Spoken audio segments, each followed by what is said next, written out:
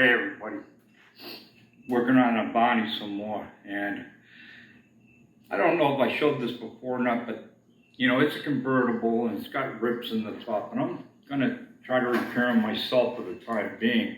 Now the back window, the entire seam had come apart through here, right across. All the stitching had rotted out, and so I went and, believe it or not, got a good quality shower curtain and measured it and cut it and put it in using that. And I also then did the same thing to the inside. And the inside, I've just masked it off and I'm getting ready. I'm gonna spray bomb it with this spray paint to match the interior. This here rip was here before and we stitched it, but I had it for quite a while with duct tape, black duct tape, and it worked pretty good. I mean, it was better than nothing. Let me show you where I'm at on this on the inside. I'm working on the interior, the leather, because it had a lot of stains and overspray. And then after I got it all out, there was spots in here. You can maybe see them and maybe you can't. And I used this to, you know, fix those spots. And then I went back over it with the kiwi, and I'm gonna brush it out later on, maybe today or tomorrow. I did brush it out a little bit. You can see that shine in there, as opposed to there. And okay, this is what I'm talking about, the back window. And I'm gonna just mist this on. Let's see how she starts to look.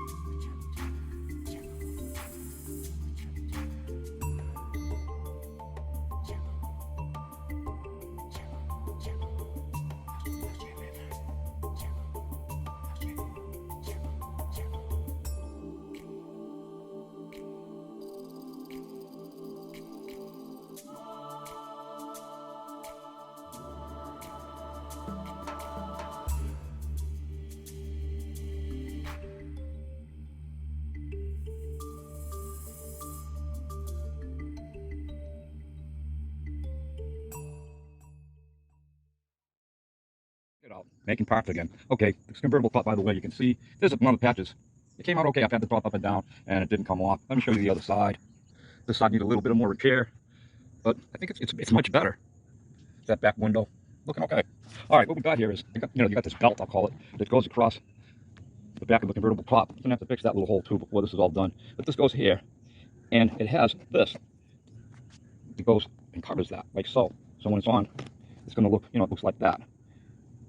But I'm missing the other one. And I've looked around, tried to find something that would work for me, but I haven't been able to find anything. Maybe sooner or later I will, but in the meantime, I decided I gotta make my own. And let me show you what I've done. Well, what I ended up doing was I stole a couple of spoons from my wife, made in China. And I took it and squeezed it up in the vise, until I got the general shape of this. And I cut up, drilled a hole in it and kind of put that, crater in there. And I think it will work once I'm done with it. It'll look close enough. I might make two of them. I haven't made up my mind yet on that. I had to use the old hammer on it, to get it like this. I think once I finish cutting it and get it to the right, the other side needs a longer one. Again, when they started building these cars, they did things kind of funny. So I'm gonna need this piece here to be a little longer than that one. But here we go. Let's just give it a little shot here. I'm trying to do this with one hand.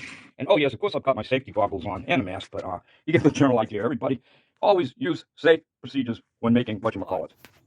We're talking about the headlights and the fog lights today, and part of the problem with these cars are that they are made of fiberglass, so there's a grounding situation with them. And I was having trouble with both fog lights and headlights. The headlights, one was much brighter than the other, and the fog lights, one was working and one wasn't. And I'd fiddled with them in the past, but not really got into it. I've had this car, I bought this car in 1995, and I've never really had it on the road in all those years. And now I'm finally going to get to enjoy it, I hope, as a senior citizen. But here we are. And this is what I found out. Now with the fog lights, it appeared to me they had been replaced at one point in time. And whoever did that, what they did was they took out the old ones, and when they put in the new ones, you see that wire, it'd be for the ground, and it's so short compared to the new one that when they put it in, it was just almost impossible for me to even get at them, to get them undone, and they had shorted out. This one had shorted out. And with this new one, with this nice long lead, it's not gonna be a problem anymore. And that was what was going on there. Now with the headlights, they were both acting kind of strange, but one in particular. And so I took the passenger side, right side, I took it out, and I checked out the number on it. Pretty common number. You can still buy them, at the parts store. 3 prongs. But I looked it up, and Sylvania made 3 types. They had a low-end Sylvania, a middle of the road, and then a high-end. And I was thinking, well, maybe that's it. That I've got a low end in one side and a high end in the other. Well, when I took this one out, it's not a Sylvania at all. It says Phillips. I don't even know if they make Phillips anymore of these, but they probably do. But when I took it out, it's missing a prong. And the prong, it was still in the harness, I guess you'd say. And so that's the problem there. And I think once I get this all back together today, it's going to look nice and bright like it should. All right, getting to this model kit. I got out of the Army in 1988, and me and my wife, we owned and operated a hobby shop. Did it for 18 years. We had pretty good success with that store. And having a hobby shop, of course, we sold plastic model kits. And this kit, I probably got into the store, I'm going to say 1990, not really positive about that. But I had a number of them up on the shelf, and when we closed the store down, I'd kept this one. And it wasn't until 2 days ago that I got this back, I've got it out and I was looking at it. And I'll show you you can take a look at this. I'll pause, you can pause it and read this if you'd like to. Little description. I hope you can read it. I haven't got my glasses on, so I don't know how well this is coming out. But when I took this down, of course, this is a 1989 Avanti that I've got.